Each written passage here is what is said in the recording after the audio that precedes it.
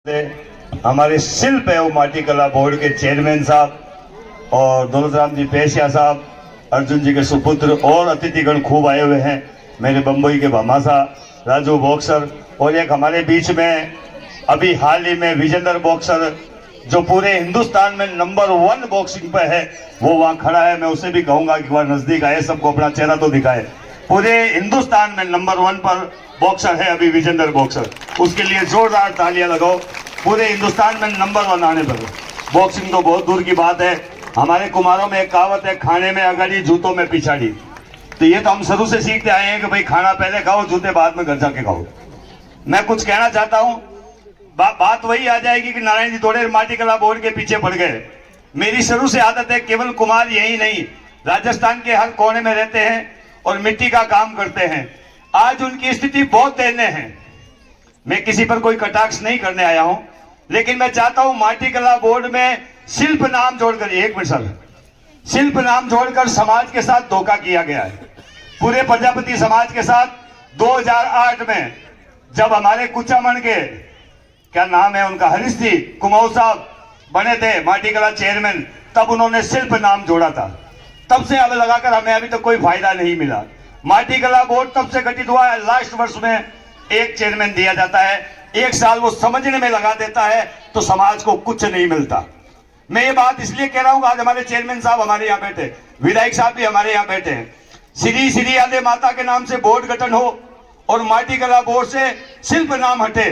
अगर ये कोशिश हम लोग इस बार करेंगे तो हमें कुछ मिलेगा, और नहीं तो वही बात हो गई ढाके 3 बार। दौलतराम जी का समर्थन मैंने इसलिए किया था, ये वास्तव में वो इंसान है जिन्होंने मतलब अपना जीवन इसमें समर्पित कर दिया। मुझे राजनीति में ना तो कुछ आता है ना कुछ आता है, मैंने इनको यही कहा था। मैंने कहा सर मुझे तो एबीसीडी भी नहीं आती राजनीति की, लेकिन आप जो कर रहे हो मुझे अच्छा लग रहा है तो मैं आपके साथ हूं। लेकिन मैं थोड़ा कटाक्ष इसलिए करता हूं कि खरी बात कहने में कभी शर्म नहीं करनी चाहिए। कहीं कोई दुख हो, तकलीफ हो, पीड़ा हो, अभी हाल ही में बाड़मेर का एक मामला था, एक नाबालिग बच्ची के साथ में बलात्कार हुआ है और बाबा ने किया है। हम 4 महीने तक बाड़मेर से लगाकर जोधपुर तक पैदल यात्रा करना, यहां तक कि बच्ची को नग्न करवाना, ऐसा हमने सोचा। इससे डूब मरने की बात है कुमार समाज के लिए पूरी। लेकिन वही तर्क होता है कि देखो नारायण जी एक बच्ची को नग्न कर रहे हैं। अरे नग्न नहीं कर रहे हैं, उस बच्ची की मजबूरी है कि उसके साथ बलात्कार हुआ, हाथ में 2 महीने का बच्चा लेकर वो घूम रही है न्याय के लिए।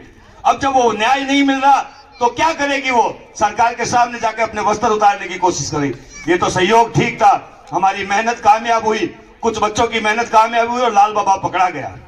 नहीं तो होता क्या, वो एक कुमार की बेटी नहीं, पूरा कुमार सब आज नग्न होता। वहां पर गुस्सा आता है कई बार।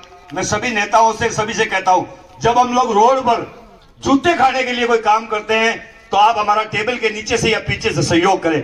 हम जब चंदा मांगने आते हैं मना कर दो, हम जब नेतागिरी करने आए तो मना कर दो, लेकिन जब समाज की बहन बेटी के लिए अगर सड़क पर लड़ाई लड़े तो कम से कम साथ दो। आज जैसे यहाँ मंदिर में इन्होंने प्रोग्राम किया, गारंटी है दुख कहीं भी हो साथ खड़े रहो, टांग की चाई बंद करो, चाहे वो राजनीति हो चाहे सामाजिक हो। धन्यवाद। जय श्री राधे माता की।